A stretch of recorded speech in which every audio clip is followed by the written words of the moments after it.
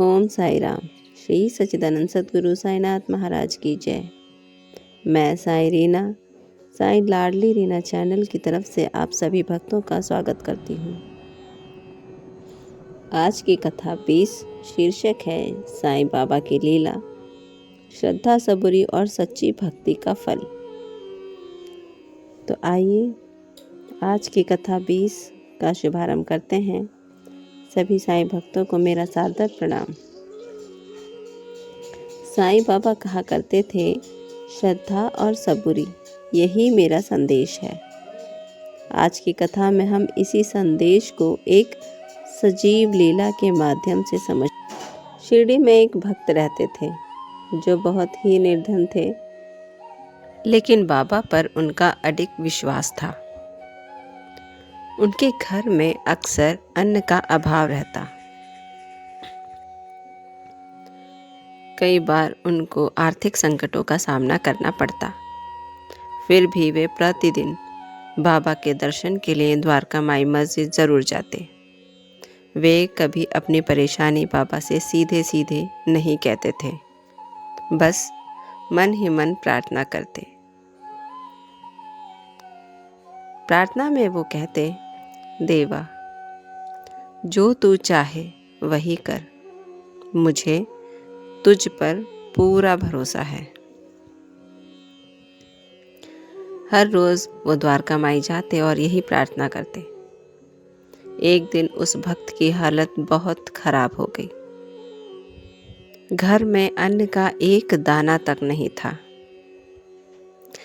आर्थिक संकट का बादल ऐसा छा रहा था मानो उस बादल के सामने अंधेरे में कुछ दिखाई ना दे रहा। भूख के मारे तड़प रहे थे। ये सब देखकर उसका मन डगमगाने लगा। उसकी मनोबल शक्ति छिन्न होने लगी तथा उसे अपनी ही भक्ति पर शंका होने लगी। परंतु मन के किसी कोने में बाबा का अटूट विश्वास अब भी जागृत था और वो सीधा दौड़कर शिरडी द्वारका माई मस्जिद पहुंचा और बाबा के श्री चरणों में बैठकर आंसू बहाने लगा। उस समय वो बाबा से क्या कहे क्या ना कहे वो कुछ नहीं समझ पा रहा था। परंतु उसकी इस प्रकार की दशा देखकर बाबा सब कुछ समझ रहे थे। वो अपने भक्त की सारी बातें समझ चुके थे। उन्होंने उसे अपने पास बुलाया और उससे पूछा, क्या हुआ, इतना दुखी क्यों है? तब भक्त ने भाव विभोर होकर बाबा से कहा, देवा, कुछ नहीं, सब आपकी मर्जी है। ऐसी बातें सुनकर बाबा मुस्कुराए और भक्त से कहा, जा, मस्जिद के बाहर जो पहला आदमी मिले उससे उधार मांग लेना। ऐसा उपाय सुनकर भक्त को बहुत आश्चर्य हुआ, लेकिन उसने बाबा की आज्ञा मान ली।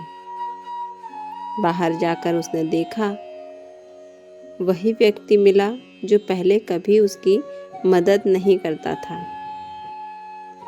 उसने उसकी मदद कभी करनी ही ना चाहिए,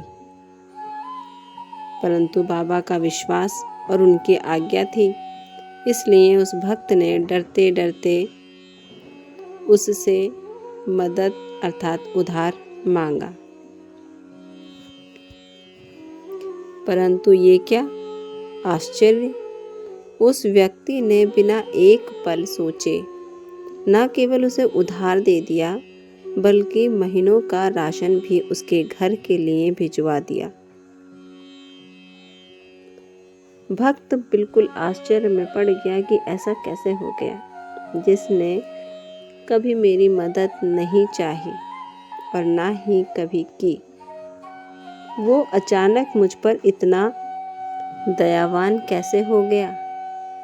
परंतु उसे ये पता था कि बाबा पर मेरा जो अडिग विश्वास है वो कहीं ना कहीं बाबा के चमत्कार की लीला दिखा ही देता है। भक्त को अब भी अपनी आंखों पर विश्वास नहीं हो रहा। वो बाबा के श्री चरणों पर गिर पड़ा और उनके सुंदर चेहरे को निहारने लगा।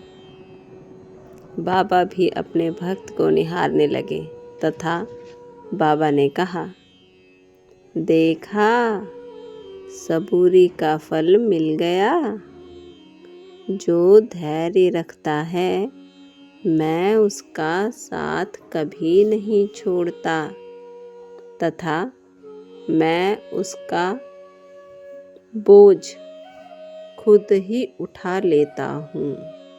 अर्थात बाबा साफ साफ शब्दों में ये कह रहे हैं कि यदि मुझ पर मेरा भक्त अटूट विश्वास रखता है तो उसके दुख संकट मैं अपने ऊपर ले लेता हूँ तथा उसको सही मार्गदर्शन देकर सुख तथा उसके भक्ति की सफलता का फल देता हूँ।